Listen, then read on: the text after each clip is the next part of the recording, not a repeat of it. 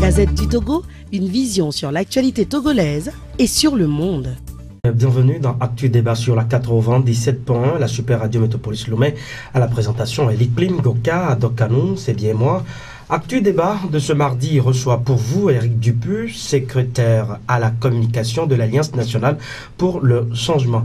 Monsieur Dupuis, bonjour. Bonjour Monsieur Goka, bonjour Mesdames, Messieurs les auditeurs. Je voudrais, avant de commencer, rectifier un peu votre titre. Mon titre ou ma fonction. Je suis conseiller, un conseiller du président, chargé de la communication et d'éthique, les technologies de l'information et de la communication. Merci à vous pour cette précision. Monsieur Éric, comment se porte votre parti politique, l'ANC? L'ANC se porte très bien, CAP 2015 se porte également très bien. Mais avant d'aller plus loin, je voudrais réagir au grand titre que vous avez annoncé tout à l'heure. Je voudrais dire que, vous savez ce que c'est qu'un médium? Un médium, c'est quelqu'un, une personne, qui est l'intermédiaire entre les morts et les vivants. Et un médium lit l'avenir ou le passé à travers les boules de cristal ou alors dans les mares de café. Ici, nous sommes dans un titre de journal. Et je veux dire que ce journal porte bien son nom. Ah bon, nous continuons donc à la une des journaux. L'Indépendant Express écrit Sport CAN 2019, consternation au Cameroun après les propos du président de la CAF. Série de manifestations CAP 2015, PNP, G6, l'opposition entre en transe pour en découdre avec le régime RPT unir. La décrépitude du régime unanimement partagée. Togo, les forces vives prédisent l'apocalypse pour Fort Gnassingbé. Cybercriminalité politique, le débat bien sûr qui porte essentiellement sur votre dernière marche sortie. Et la presse en parle abondamment. Vous venez donc de découvrir les titres d'ailleurs. Considéré comme la crème de l'APG signée le 20 août 2016, les réformes constitutionnelles et institutionnelles devant permettre donc de garantir une certaine stabilité du pays ne sont toujours pas faites. Jeudi, vous avez battu les pavés à Lomé pour encore les réclamer. Vous, CAP 2015 bien sûr, que retenir en termes de mobilisation et d'impact de cette manifestation? Je crois qu'on peut se féliciter de la réponse massive de nos populations à l'invitation que CAP 2015 leur a lancée. Et cela prouve qu'une large partie de la population togolaise est très concernée par les réformes institutionnelles, constitutionnelles et électorales prévues par l'accord politique global signé en 2006. Il ne faut pas oublier dans quelles circonstances cet accord a été signé. Rappelez-vous le drame qu'a connu notre pays en 2005, à l'avènement de M. Fort Gnassingbé au pouvoir, coup d'État successifs, coup d'État constitutionnel, et avec la pression de la communauté internationale, l'armée qui soutenait M. Fort Gnassingbé a dû battre en retraite et pour essayer d'organiser une élection qui a été une parodie d'élection avec à la clé des centaines de morts. Nous disons plus de 1000 morts. La communauté internationale et plus précisément les Nations Unies ont dénombré 500 morts et plus. C'est pour que cela ne se répète plus dans notre pays que nous avons accepté ce qu'on a appelé le dialogue intertogolais qui a duré près de 2 mois et qui a abouti à l'accord politique global. Je rappelle que ce dialogue intertogolais a été sous l'égide des Nations Unies, de la CEDEAO et de l'Union européenne. Cet accord devrait permettre à notre pays d'aller de l'avant, d'éviter que les élections, le débat politique ne soient transformés en tuerie, en barbarie. Et cela a donné beaucoup d'espoir au peuple togolais. Ça donne toujours de l'espoir au peuple togolais. Mais malheureusement, celui qui en a le plus bénéficié pour corriger tant soit peu son image à l'extérieur et pour essayer d'asseoir une certaine confiance dans ce pays, c'est celui-là qui refuse jusqu'à aujourd'hui de respecter sa signature, je veux dire M. Fort Gnassingbé. Nous disons que c'est intolérable. Il savait pourquoi il avait signé ce document-là en 2006. Il savait pourquoi il Fornia Sibé croissait. a signé ce document. Mais ils sont partis, il Ok. était chef de parti. En tant que chef de gouvernement, rappelez-vous, il était souvent à Ouaga avec M. Blaise Compaoré pour essayer d'amener Blaise Compaoré À s'impliquer à davantage dans s'impliquer les davantage négociations. dans ces négociations. M. Fornia Sibé a assisté ici à Lomé au mois d'août, je crois que c'est le 20 août 2006, à la signature de ce document. Il n'était pas extérieur à cela, il a été partie prenante. En tant que chef d'État aujourd'hui, 11 ans après, il a le devoir et l'obligation de faire respecter la signature de l'État togolais. Parce que c'est au nom du peuple togolais que l'opposition et la majorité de l'époque qui soutenait M. Fornia Sibé, je veux dire RPT, ont signé ce document-là. On ne peut pas aujourd'hui balayer ça du revers de la main. On ne peut pas balayer du revers de la main les 500 morts de 2005. Ce n'est pas sérieux. Il faut que M. Fornia Sibé respecte la signature que son parti et lui-même ont donnée en 2006 et qu'on respecte l'esprit et la lettre de l'accord politique global. Et c'est ce qui a motivé votre sortie le jeudi Mais ce dernier. n'est pas la première fois, ça fait des années. Rappelez-vous, en 2012, quand il y avait près d'1 million de personnes dans les rues à l'appel de Sauvons le Togo, c'était toujours pour réclamer les réformes. En 2012, il y avait plus d'1 million de personnes dans les rues pour réclamer ces réformes-là. Mais M. Fornia Sibé, toujours dans son sommeil profond, n'a pas daigné écouter les populations. Le 3, il y avait encore plusieurs dizaines de milliers de personnes dans les rues. Certaines Une disent, mobilisation diversement appréciée quand même. Certains disent que les nombres avancés ne sont pas vérifiés. est-ce que vous y étiez? Est-ce que ces personnes qui avancent des chiffres, est-ce qu'ils ont un élément pour le quantifier? Il ne faut pas parler en l'air. Il faut avoir des éléments tangibles. Il y a une manière de calculer le nombre de personnes qu'il y a dans un défilé. On calcule la longueur de la du défilé et on mesure la largeur et on compte le nombre de personnes par ligne. On fait une extrapolation et on a une estimation approximative. Il ne suffit pas d'être dans sa chambre, de ne s'être pas déplacé pour aller sur le site, de ne pas avoir vu les gens et inventer. J'ai vu, il y en a qui ont dit à peine 2000 personnes. Il faut arrêter cette cécité intellectuelle parce qu'on veut faire de la politique politicienne. Soyons respectables, soyons respectueux de nos populations, respectons-nous nous-mêmes et disons la vérité au peuple togolais. Éric Dupuis, vous l'avez tout à l'heure signifié, vous l'avez relaté, depuis 2010, l'ANC qui s'est retrouvée plus tard avec d'autres organisations politiques a toujours marché dans les rues de Lomé et à l'intérieur du pays pour réclamer ces réformes. Finalement, ces réformes ne sont pas obtenues et vous continuez toujours pas les réclamer à travers la rue. Monsieur Gokam, quand vous savez que c'est votre droit, tant que vous aurez la vie, je crois qu'il faut le défendre, il faut l'exiger. Hein?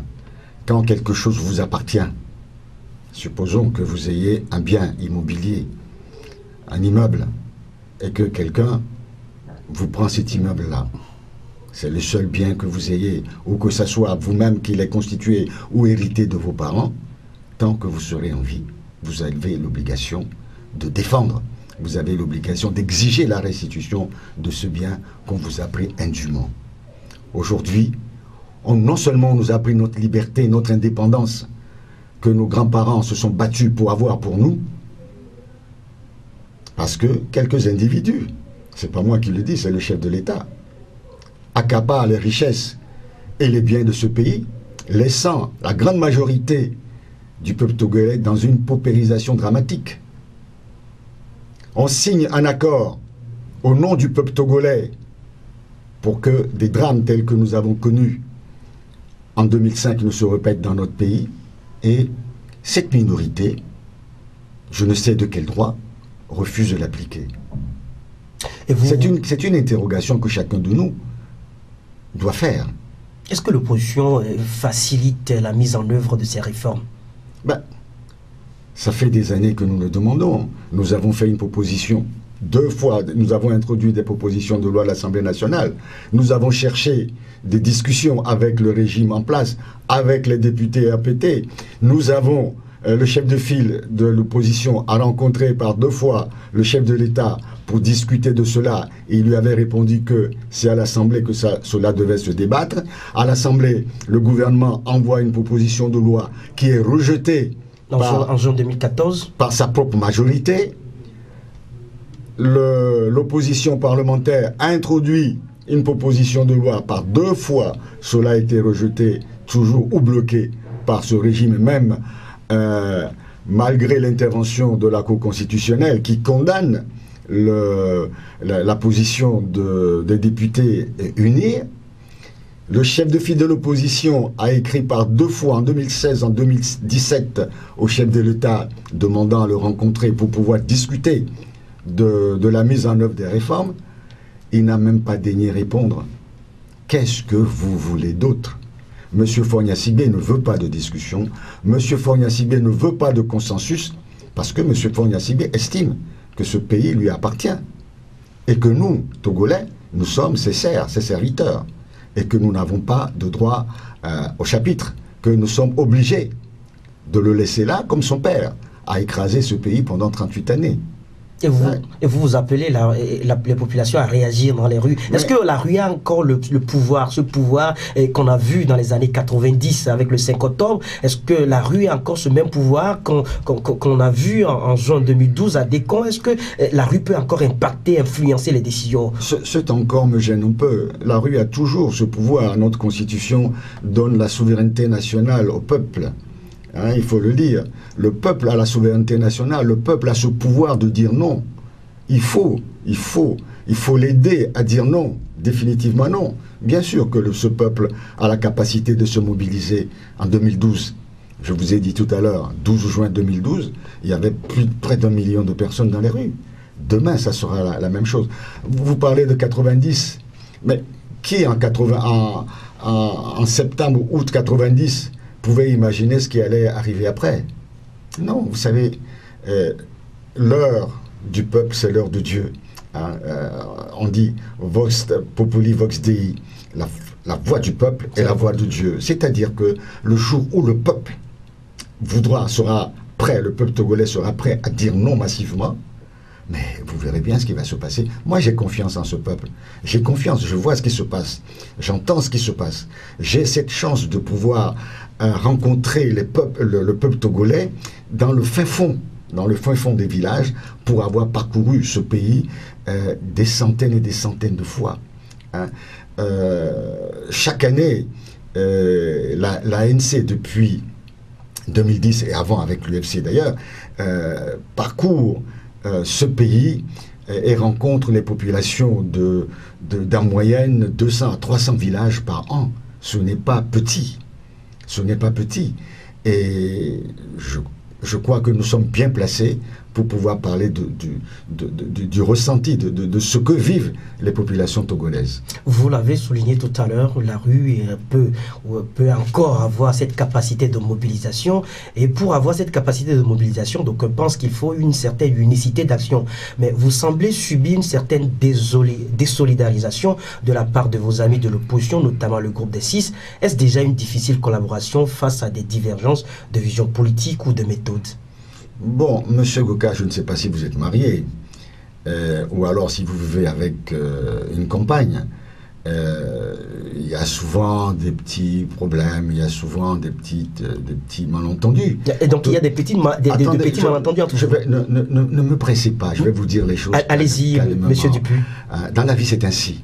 Dans la vie, c'est ainsi. Même si vous avez un copain, il peut y avoir des divergences sur certaines choses. Quand nous avions eu l'idée de faire cette manifestation, CAP 2015 avait rencontré au moins par 2 fois le groupe des 6. La première fois, c'était pour leur donner l'idée. Et quand on les a... D'abord, on devait se rencontrer mardi. Et le chef de file de l'opposition a préféré que ça soit le vendredi pour qu'on ait le temps de discuter et revenir sur le sujet mardi pour préparer ensemble cette manifestation qui était en vue. Le vendredi, nos amis du groupe des 6 ont souhaité revenir sur la discussion mardi parce qu'ils avaient une proposition à nous faire. Nous avons accepté et le mardi, quand on s'est rencontrés, après de longues heures de discussion, ils ont décidé de ne pas prendre part à cette manifestation-là. Vos amis du groupe des... Du groupe, on n'est pas fâchés, hein, ce sont nos amis. Nos amis du groupe des 6 ont décidé de ne pas prendre part à ces manifestations-là. Les raisons évoquées, c'est que c'était trop tôt, qu'ils préféraient tout au moins qu'on fasse des meetings ou des sittings plutôt qu'un mouvement d'ampleur, parce que dans le chronogramme qu'on avait préparé il y a à peu près 4 mois ou 3 mois, on devait organiser des grandes manifestations un peu plus tard, vers septembre-octobre. Nous disons que, compte tenu de ce qui se passe actuellement à l'Assemblée nationale, ce qui se passe au niveau du ministère de l'administration territoriale, qui convoque sur je ne sais quelle base certains responsables politiques pour discuter du découpage électoral et de la composition de la CENI, nous disons attention, ce n'est pas acceptable, notre silence ne sera pas compris, il faut que nous imposions, il faut que nous disions ce que nous pensons de cela, puisque c'est dans 8 mois seulement, au mois de mai, de manière constitutionnellement, qu'il y aura les législatives. On ne peut pas imaginer qu'un parti politique puisse sereinement préparer les législatives dans ces conditions-là, avec une CENI bancale où aujourd'hui il n'y a même pas l'opposition, avec un découpage électoral que nous connaissons puisqu'il a permis en 2013 au régime RPT unir d'avoir 61 députés, mais avec 900 000 voix. Pendant ce temps-là, l'opposition dans son ensemble qui avait obtenu 1 200 000 voix n'a aujourd'hui que 30 députés à l'Assemblée nationale. Nous disons que cela n'est pas bon. Il faut que rapidement on dise stop à M. Boupessi pour qu'on aille à des discussions pour les réformes de la CENI et les réformes du code électoral. Et ces réformes sont partie intégrante de l'accord politique global. Donc il est urgent qu'on demande aux populations d'exiger du ministre de l'administration territoriale et de son premier responsable, qui est le chef de l'État, de stopper ces manigances pour qu'on puisse préparer de manière transparente et équitable les prochaines consultations électorales, je veux dire les législatives. Eh bien, M. Éric Dupuy, des critiques vous accusent souvent, au niveau de vous, l'ANC bien sûr, d'être un parti qui dédaigne les autres formations politiques ou qui cherche toujours à imposer ses desiderata dans les alliances politiques, ce qui serait la cause des échecs de regroupement politique. Que leur répondez-vous? Vous ne trouvez pas qu'il y a une contradiction entre ce que vous me disiez tout à l'heure et la question que vous me posez? Oui, puisque c'est ce qui se dit dans l'opinion. Non, mais l'opinion, vous savez, quand on parle de l'opinion, il faut savoir qui écrit ça, qui dit cela. Hein. Je ne veux pas citer de nom, mais je connais ces gens-là. Même s'ils voient blanc, ils diront bleu. Vous avez, ce sont les mêmes personnes qui ont écrit il n'y a pas longtemps, j'ai vu ça dans les journaux vendredi et puis lundi, qu'il y avait à peine 1000 personnes. Même quand on est atteint d'une cécité profonde, je pense qu'avec le brouhaha, on saura quand même qu'il n'y avait pas seulement 1000 personnes, où ces personnes ne savent pas compter. Tout à l'heure, vous disiez que depuis 2010, et je l'ai noté, l'ANC a toujours essayé de travailler avec les autres. Nous avons créé à plusieurs échelons. Hein? C'est toujours sous l'impulsion de l'ANC que nous avons travaillé avec les autres. Et on pense que dans cette collaboration, vous vous imposez de trop. Mais comment s'imposer de trop? CAP 2015, qui est le président de CAP 2015? Madame Brigitte Adiama-Bodjon. Ce n'est pas Jean-Pierre Fabre. Ce n'est pas Jean-Pierre Fabre. Est-ce qu'elle ne vous subit pas, la CDPR? Pourquoi vouloir subir? Nous travaillons en bonne intelligence. Mais il y a une chose que je ne comprends pas. Subir quelque chose, c'est quand vous mettez à la disposition du groupe vos moyens, c'est ça la pression. Si vous et moi, nous décidions de travailler ensemble, si moi j'ai des moyens que vous n'avez pas et que je vous apporte ça, est-ce que c'est une domination que j'ai sur vous? Si c'est fait dans l'intérêt de ce que nous voulons faire en commun, vous ne pourrez que saluer cela. Mais je ne sais pas. Il y a une mentalité, dans ce pays à toujours vouloir diviser, à toujours. Et ça, c'est tout simplement parce que le régime RPT Unir qui véhicule cette façon de penser arrive à impacter certains de nos compatriotes. C'est malheureux. C'est malheureux. Moi, je ne sais pas. Dans tous les pays du monde, il y a la majorité. Il y a des partis qui sont peut-être en position de force par rapport aux autres, mais il n'y a aucune idée d'hégémonie. Je vais vous prendre un exemple tout à fait simple. Nous travaillons depuis, oh là là, très longtemps avec le PSR. Toutes les organisations que nous avons faites, nous travaillons avec le PSR. Bien sûr. Et aujourd'hui, notre fidèle ami en politique, c'est le PSR. Pourquoi le PSR n'a pas ce ressentiment que les autres sont supposés avoir? Vous avez des personnalités comme Abikissa, comme Wolu, comme Bodé. Ils sont plus bêtes que les autres. C'est de l'envie. Ah, vous avez posé la bonne question. C'est pas à moi qu'il faudrait le poser. Il faudrait le poser à ceux qui écrivent certaines choses, qui ne représentent pas la réalité. Tout à l'heure, je saluais un journal qui s'appelle Le Médium pour sa capacité à lire dans l'avenir, à lire, avoir des informations des morts. Peut-être qu'ils sont tous dans le même lot. C'est-à-dire qu'on invente des choses. Et ça, il y a une catégorie de gens qui inventent les choses et qui confondent leurs rêves et la réalité. Mais malheureusement, ces personnes ont la possibilité d'écrire ou de passer sur les ondes pour véhiculer ce qui n'est que de purs rêves. Et la liberté d'expression permet quand même, la liberté de presse également, des journalistes de faire leurs analyses. Mais faire une analyse sérieuse, pas inventer les choses. Vous savez, quand quelqu'un dit qu'il y avait 2000 personnes la dernière fois, est-ce que c'est sérieux? Je ne sais pas, monsieur Goka, si vous étiez à la marche de la dernière fois, quand on est sérieux, on ne dit pas ça. Revenons, parlons toujours de la marche du jeudi dernier. D'aucuns disent que c'est un challenge contre Tikpi Achadam pour mesurer votre capacité de mobilisation. Non, ça aussi, je ne comprends pas. Vous savez, quand nous avions eu l'intention de nous rapprocher de certains partis pour créer CAP 2015, Jean-Pierre Fabre a appelé M. Achadam. Ah bon? Il l'a rencontré et il lui a proposé de rentrer dans CAP 2015. M. Achadam a décliné l'offre. Parce que M. Achadam était toujours dans l'objectif de Tchoboué. Puisque vous savez qu'il était membre de Tchoboué et qu'il avait prôné à l'époque le renversement du régime. Et pour ça, il fallait refuser de prendre part aux élections. Vous vous en souvenez? Ils sont appelés au boycott.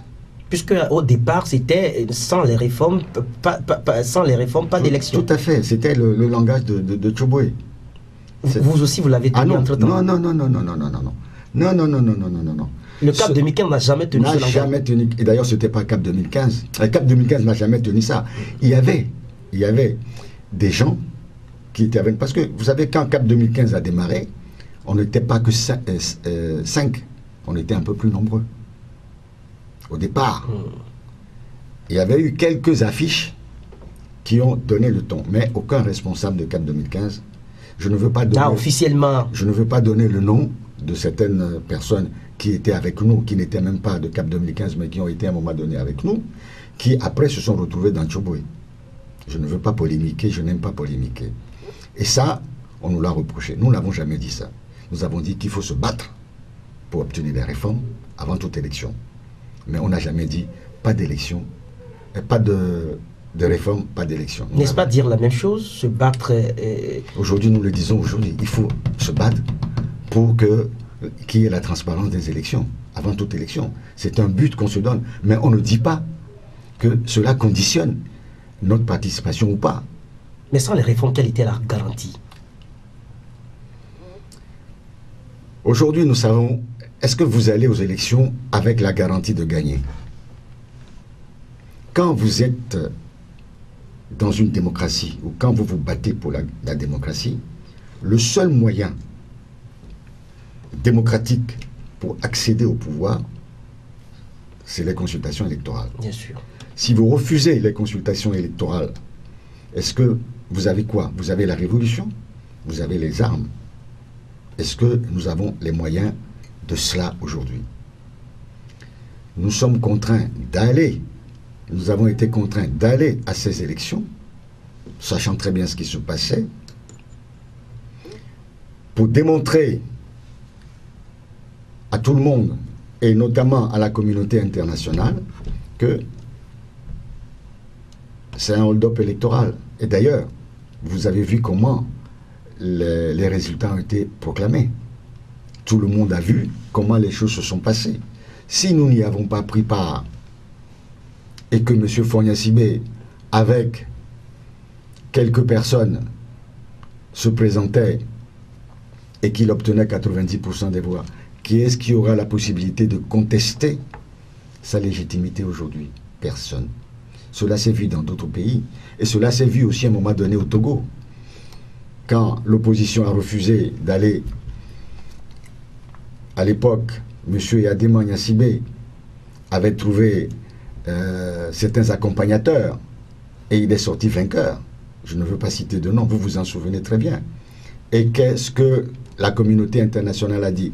Rien. Est-ce que vous comptez sur cette communauté internationale? On n'a jamais compté sur la communauté internationale. Jamais. Vous ne sollicitez pas son soutien? Jamais. Mais nous sommes dans un village planétaire aujourd'hui. Tout ce qui se passe au Togo concerne de loin ou de près certains pays. La France, l'Allemagne. Parce qu'ils ont des intérêts chez nous. Nous devons les informer de ce qui se passe, sachant très bien qu'ils ne lèveront pas le petit doigt pour venir en aide au peuple togolais, parce que leur intérêt, c'est les intérêts de leur pays. Mais si le peuple se mobilise, comme cela s'est passé ailleurs, ces pays, en griffe amis, jetteront un coup d'œil sur ce qui se passe dans ce pays. Mais si on se tait et qu'on laisse faire, ils ne viendront pas faire à notre place ce que nous sommes censés devoir faire. Rick, depuis, pendant que vous tentez la mise à jour de votre application de la pression de la rue pour obtenir les réformes, la commission Awa Nana est à l'œuvre pour consulter les populations sur cette épineuse question de réforme politique. Hier, sur une radio de la place, j'ai appelé les populations à aller à ces consultations. Je précise que nous avons critiqué cette commission parce que nous ne comprenons pas qu'une telle commission puisse être mise en place. Ils sont venus nous voir, ils sont venus voir le chef de file de l'opposition. Je faisais partie de la délégation. Nous leur avons dit qu'ils n'avaient aucune légitimité. Les réformes sont préconisées par l'accord politique global, l'APG, et on respecte l'APG. Le Ashkroun n'a pas pour mission d'organiser les réformes. La mission de Ashkroun, reprenez les textes, c'est d'organiser les réparations. Est-ce que ici, dans ce cadre, dans ce cas précis, Madame Awanana, elle est présidente du Ashkroun, également présidente de la commission? Alors, Madame Awanana est présidente de l'Ashkroun, présidente de la commission. Médiateur de la République. Bon, c'est la femme à tout faire. Hein, je n'ai pas dit la bonne à tout faire, mais c'est la femme à tout faire. Hein. Donc, ça, c'est-à-dire qu'on prend les personnes capables de manipulation des populations, et c'est l'image type. Nous savons ce que cette femme a fait dans ce pays lors des élections de 98. Nous n'allons pas revenir là-dessus, puisque nous avons eu l'occasion de le lui dire en face, quand elle était venue au siège de l'ANC. Mais il faut que les populations aillent.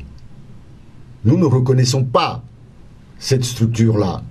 Ce n'est pas parce qu'il y a telle ou telle personne dedans. Et d'ailleurs, une seule personne dans ce groupe discrédite tout le groupe. Je ne donnerai pas de nom, mais vous le savez.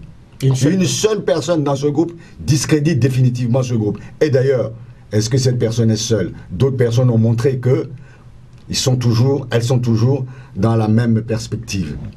Bon, maintenant, il m'appartient, moi, en tant que politique, en tant que responsable de l'opposition, de demander aux populations d'y aller pour apporter la contradiction à Mme Awa Nana, pour dire ce que le peuple veut réellement. Si réellement, comme le dit Afrobaromètre, il y a 85% des populations togolaises qui veulent des réformes institutionnelles, constitutionnelles et électorales conformément à l'accord politique global, il faut aller pour le dire. Hier, j'ai dit que j'invitais les populations à aller massivement pour dire ce qu'ils pensent de ces réformes. Et que je souhaite vivement que Mme Awa Nana d'Aboya dira la vérité à M. Fogna Sibé sur ce qu'elle aura entendu dans ces tournées-là. Certains journalistes, toujours à l'affût de changements ou de manipulations des dires de l'opposition, ont retenu que je suis en contradiction avec moi-même puisque je demande aux gens d'aller à une réunion que j'ai contestée. Oui, donc parce que c'est une démarche peu cohérente. Mais la cohérence, je viens de vous l'expliquer. Ceux qui disent ça ne sont pas cohérents. Si vous voulez que les populations aillent dire à M. Fogna Sibé ce qu'elles pensent, parce que là, il s'agit d'un sondage en grandeur nature. Si, d'ailleurs, c'est ce qui s'est passé à Sokone, à Dapaon, c'est ce qui s'est passé à Mango, c'est ce qui s'est passé à Kara hier, il faut que les populations aillent dire. Si vous n'y allez pas, chers compatriotes, c'est toujours la même minorité qu'on va inviter pour dire ce qu'ils veulent s'entendre dire, la pensée unique. Il faut y aller, il ne faut pas avoir peur qu'on vous licencie, il ne faut pas avoir peur que le chef canton vous menace. Vous êtes des citoyens togolais, il faut aller dire que vous n'êtes pas d'accord avec ce qui se passe. Ça, c'est votre droit le plus absolu, puisque vous êtes le peuple souverain. Maintenant, je ne vois pas où il y a l'incohérence dans ce que je suis en train de dire. L'incohérence dans ce que certaines personnes veulent dire aux populations, c'est que moi j'ai le courage de le dire et ils n'ont pas le courage de le dire. Voilà leur incohérence. Au départ, vous avez quand même jeté toute l'anathème sur cette commission. Mais si je dis que cette commission ne m'intéresse pas, que cette commission n'a aucune légitimité, mais elle continue à essayer de manipuler les populations, c'est mon droit le plus absolu de dire à cette population, allez dire à cette commission ce que vous pensez.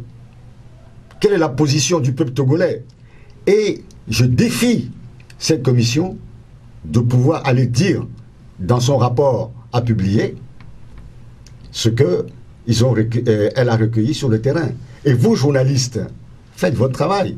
Allez à ces réunions et publiez-nous ce que vous avez entendu, les questions des populations. Le moment venu, on va comparer vos articles aux conclusions finales de cette commission. Monsieur Dupur, dans le contexte politique actuel, l'opposition, notamment vous, ANC, qui êtes la principale force de cette opposition, semblait tout subir du pouvoir unir. À titre illustratif, la loi portant création des communes, et pourtant vous siégez dans un comité de suivi de la décentralisation.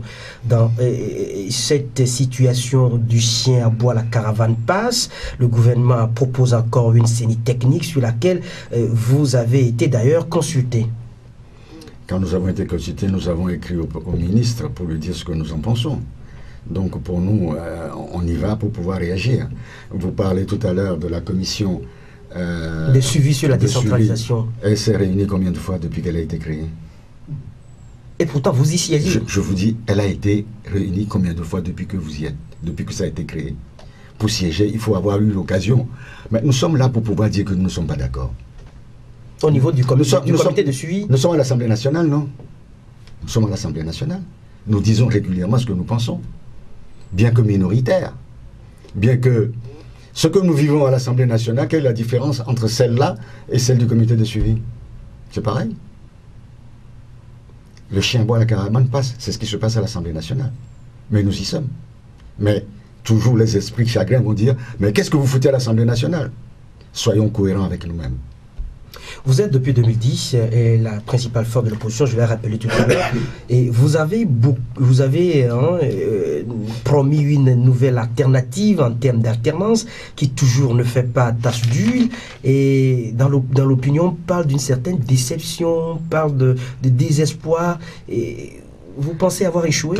Quand on me parle de déception, de désespoir, quand ça vient du RPT Unir, je ne peux que m'en féliciter. Parce que le RPT Unir ne me dira jamais que ma stratégie est bonne. Donc, quand ceux qui me critiquent sont de l'autre bord, c'est une fierté pour moi. Ça veut dire que ça les dérange quelque part. La preuve, on nous a dit dans ce pays, vous avez marché des années, vous avez limé vos chaussures, ça n'a servi à rien, le chien boit, la caravane passe. Jeudi dernier, qu'est-ce qui s'est passé? Le matin à 6 h, tous les grands axes d'entrée à Lomé étaient bloqués par la gendarmerie. Oui. Et tous les véhicules où il y avait une personne en orange étaient fouillés, étaient arrêtés, arraisonnés.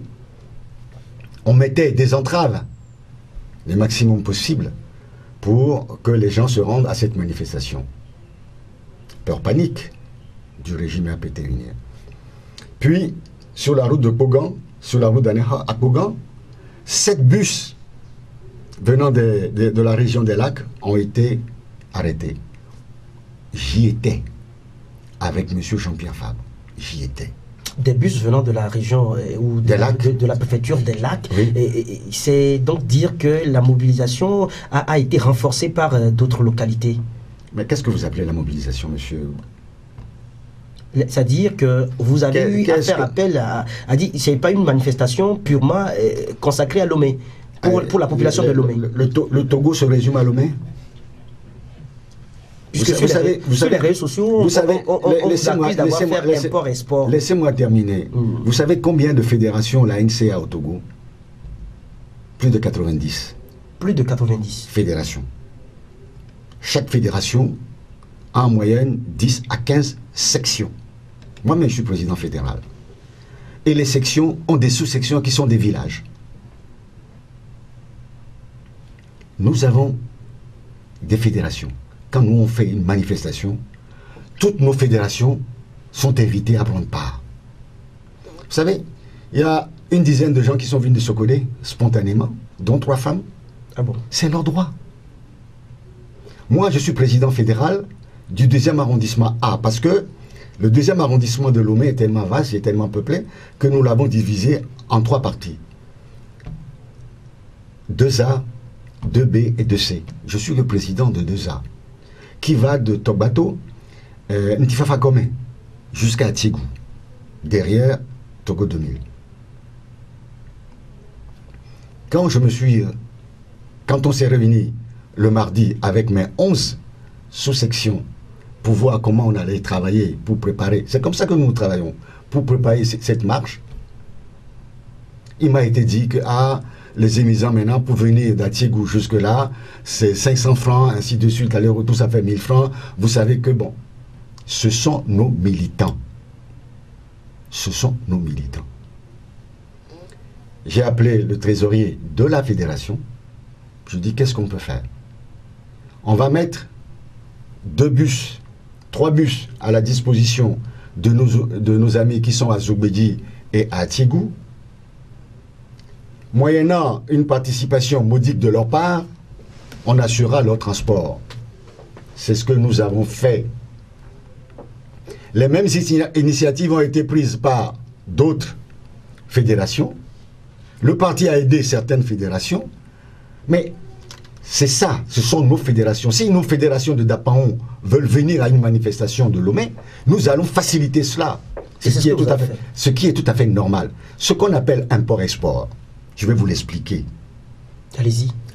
C'est quand vous prenez des bus, moyennant 2000 francs par personne, vous alliez au fin fond des villages, transporter, pour des raisons purement pécuniaires, des gens qui n'ont rien à voir avec le militantisme, pour venir à une supposée marche, moyennant 2000 francs et un tricot et une casquette. C'est ça l'import-export. Et d'ailleurs, nous, nos militants, ils étaient contents d'être là. Il faut les voir, joyeux, heureux. Tandis que ces gens-là, après la marche, vous voyez devant le collège Saint-Joseph ou le long de la plage, ils sont assis comme des malheureux, attendant qu'on vienne les ramasser dans des bétaillères. Ça, ce n'est pas normal. C'est ce qu'on appelle import-export.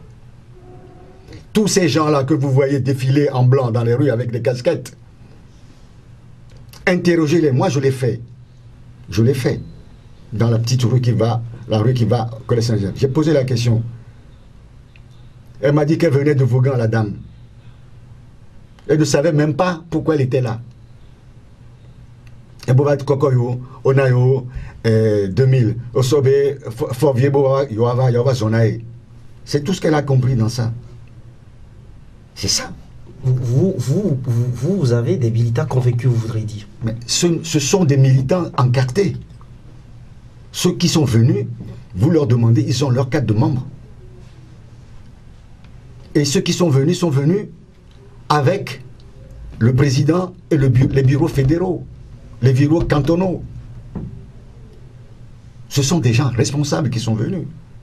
Et les femmes du marché, qui elles-mêmes ont pris des bus pour venir. Mais il faut comparer ce qui est comparable. J'ai vu sur Republic of Togo, j'ai vu, je me suis bien marré, je me suis dit, mais dis donc, jusqu'où ils vont aller?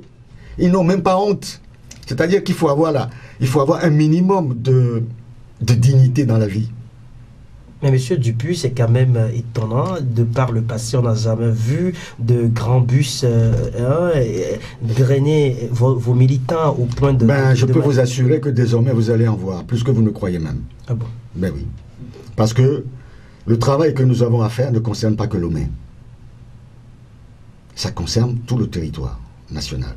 Et si les populations veulent descendre de Kara, de Sokodé, de Dapaon pour venir manifester à Lomé, nous allons les aider.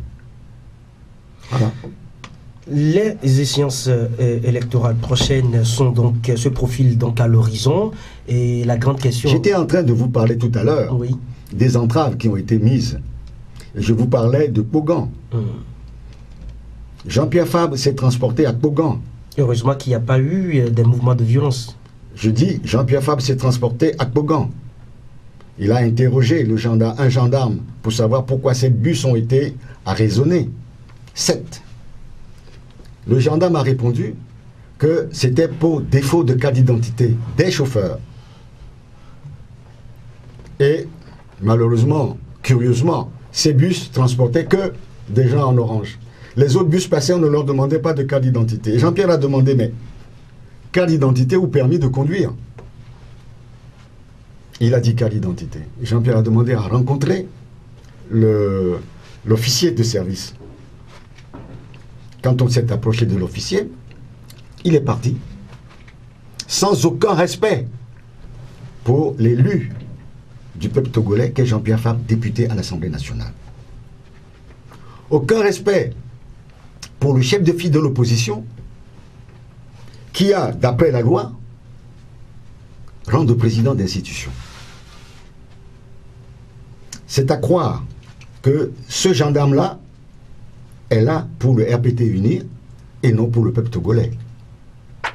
Je vais rapidement vous rappeler quelques articles de la loi portant statut de l'opposition. Allez-y, M. Dupuis. Le statut de l'opposition, les statuts de l'opposition dit dans son article 9 que tout responsable, aucun dirigeant, aucun militant de l'opposition ne peut être interpellé, poursuivi, recherché, détenu pour ces raisons, ses opinions politiques exprimées dans le respect de la Constitution. Aucune atteinte ne peut être portée à sa liberté d'aller et de venir pour des raisons autres que celles prévues par la loi en vigueur. On ne peut pas interdire à un citoyen d'aller à une réunion politique. Puis l'article 26 dit, et est encore plus précise, elle dit, l'article 20 d'abord, oui, l'article 20, toute entrave ou tentative d'entrave à l'exercice des droits et des activités légales des partis politiques de l'opposition, un individu ou un groupe d'individus est interdite et sanctionné par une peine de 1 à 2 ans, 1 mois à 2 ans de prison et une amende de 200 à 3 millions. Ça veut dire quoi?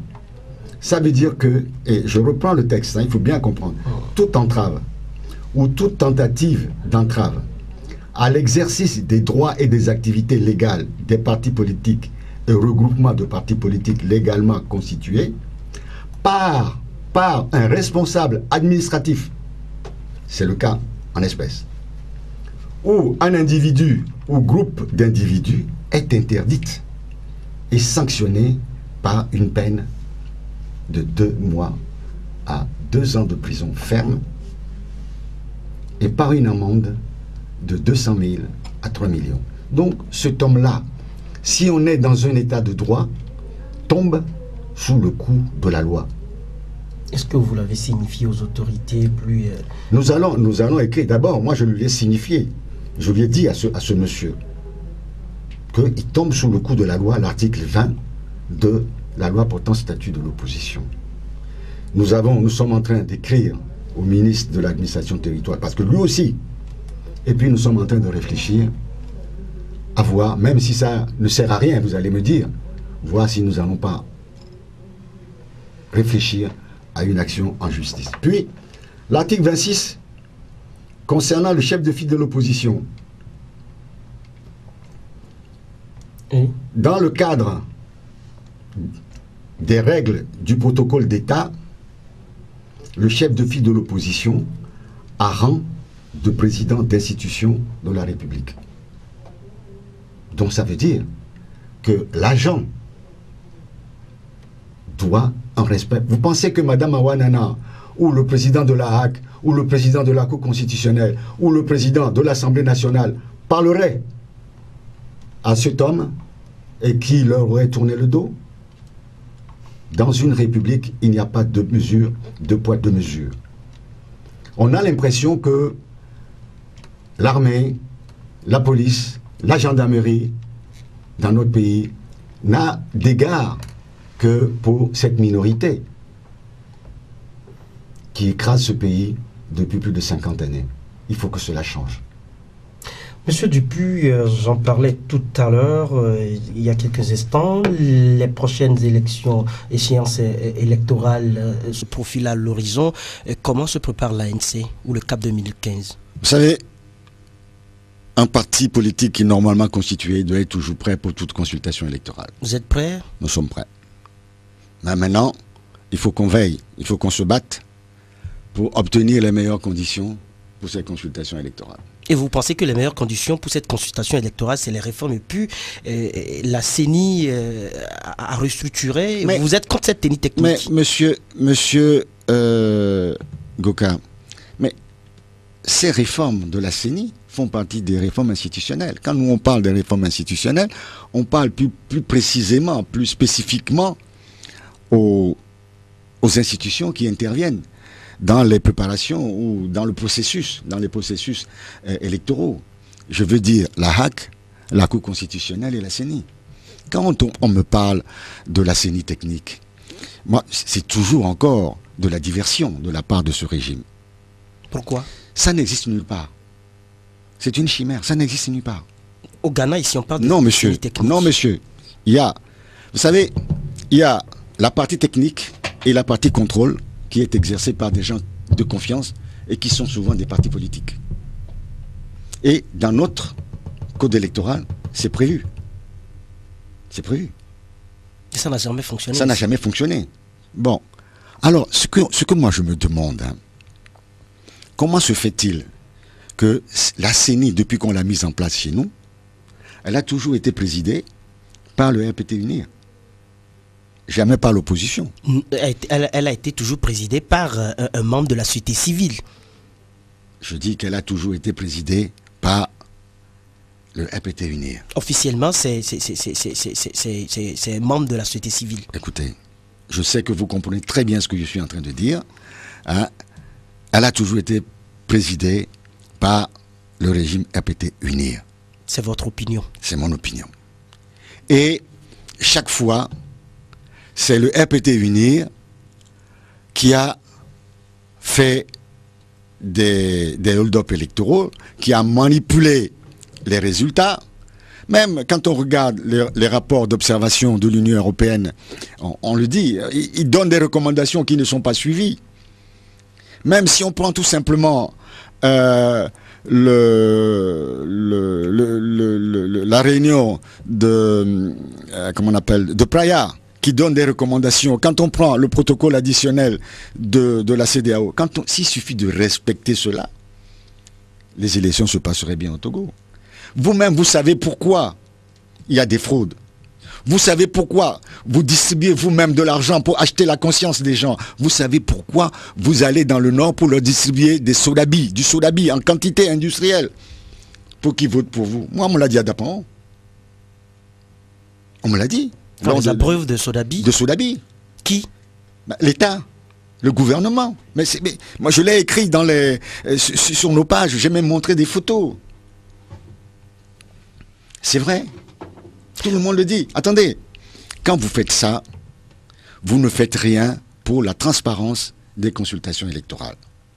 C'est comme si, Monsieur Goka, un voleur qui vient voler chez vous, vous le reconnaissez, vous exigez qu'il vous restitue votre bien, il vous dit, ah, Monsieur Goka, n'ayez aucune crainte, je vais vous amener un gardien demain et vous n'aurez plus de soucis à faire pour la visite des voleurs. Si vous acceptez que votre voleur vous apporte un gardien, vous préparez votre mort. Et donc vous n'êtes pas du tout d'accord sur cette CENI technique. Et pourtant, il y a quelques années, l'opposition réclamait dans son ensemble une CENI technique. Non, on n'a pas dit ça. On a dit qu'il faut mettre en place ce qu'on a dit au départ, c'est-à-dire l'application du code électoral. Dans son effectivité. Dans son effectivité. Voilà, c'est ce qu'on a dit. Que le code électoral soit respecté et que la CENI telle que prévue soit effective. Et nous avons demandé la parité dans la composition de la CENI et non une majorité. Vous savez, si vous êtes majoritaire à l'Assemblée nationale, quand il s'agit d'une élection, nous sommes tous égaux devant les électeurs. Pourquoi vous voulez privilégier tel parti à tel parti? C'est ça déjà là où il y a le bas qui blesse. Comment voulez-vous que dans une situation d'équité, d'égalité, des chances, on puisse dire, ah, puisqu'ils sont plus nombreux à l'Assemblée nationale, il faut qu'ils aient 5 de plus que vous dans la CENI ou dans... Ça n'a pas de sens. Vous voulez que les élections soient transparentes ou pas? D'autant plus que, si on parle de législative, aujourd'hui vous avez cette position de domination à l'Assemblée nationale. Pour cette raison, vous êtes majoritaire à la CENI. Si demain, la majorité change, on va changer la composition de la CENI. Vous voyez la bêtise de ces gens? Ils ne réfléchissent même pas. Or, si on mettait une structure pérenne, avec des gens sûrs, et on mettait à la tête de cette CENI, à égalité, de manière paritaire, des gens désignés par les partis politiques, je suis persuadé qu'il y aurait moins de problèmes. Monsieur Dupuy, en dehors des manifestations de rue, Jean-Pierre Fabre, il y a quelques semaines, faisait appel à Fornia Simbe pour un dialogue. Et qu'est-ce que vous voudriez mettre au menu de ce dialogue? Non, monsieur Jean-Pierre Fabre, moi, ce n'est pas d'aujourd'hui. Il n'appelle pas Fornia Simbe à un dialogue, il appelle monsieur Fornia Simbe à ouvrir les discussions pour les réformes institutionnelles et constitutionnelles. Mais M. Fabre est toujours égal à lui-même dans la mesure où, ce qu'il répète, il sait que c'est dans l'intérêt du peuple togolais. Il sait que cela est dans l'intérêt de la paix dans notre pays. C'est pour ça qu'il le fait. Il est en plein dans son rôle de chef de file de l'opposition. Si je vous lis la loi portant statut de l'opposition, elle n'a pas été écrite par nous. Hein. Ce sont eux-mêmes qui l'ont écrite. Hein. Nous l'avons critiqué, cette loi. Maintenant que cette loi est votée et promulguée, et ils ont l'obligation de la respecter. Vous êtes les vrais bénéficiaires? Non, non. il y a beaucoup de choses que nous pouvons contester dedans. D'abord, elle n'est même pas respectée.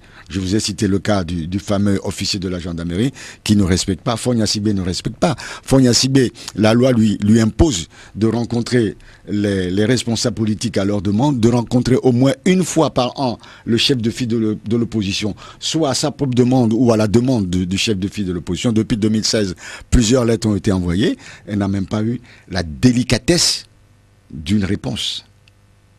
Voilà la considération que M. Faure a pour les milliers, des centaines de milliers de personnes qui ont voté pour M. Jean-Pierre Fabre et l'opposition dans sa globalité en 2013. Et dans cette situation, vous semblez être un peu déçu, n'est-ce pas? Non, pas du tout.